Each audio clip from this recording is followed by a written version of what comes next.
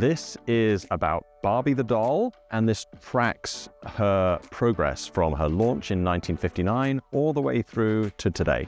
And it's sort of set out in eras, roughly from the 60s, the 70s, the 80s, and so on.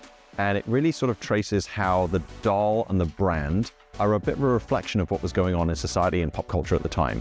So you'll see Barbie fashions and how they reflect the fashions of the time. You'll see Barbie in her different careers as she changes her career over time, and how that reflects really what, careers for women were at that time period. So it's a fascinating look at that sort of a look at ourselves and a look at the doll over a long, long period of time. And then also what's really nice about it is you get to see the evolution of Barbie as a brand from just a doll and Ken through to all the crazy large amount of things that Barbie's got as a brand today, and all the representation, all the fashions, all the careers, all the dynamics to this brand. This is the best-selling doll of all time. So what is fascinating about this is if you think about over the last few decades, toys have come, toys have gone, but this doll keeps reinventing itself over and over and over again. And that is what's kept it working and kept it going for so long.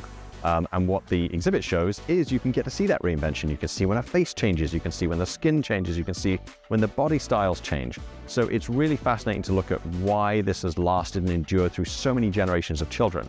We're at a point now where grandparents can bring their grandkids in, and the grandparent can say, these are the dolls I played with when I was a kid, and the kids can say, these are the dolls I'm playing with today. And they're all in the same exhibit. So it's really multi-generational.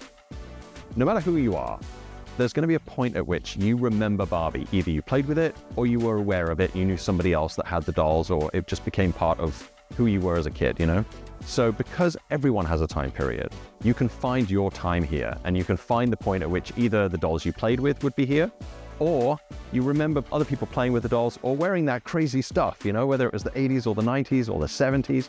You maybe wore some of these outfits, back in the day.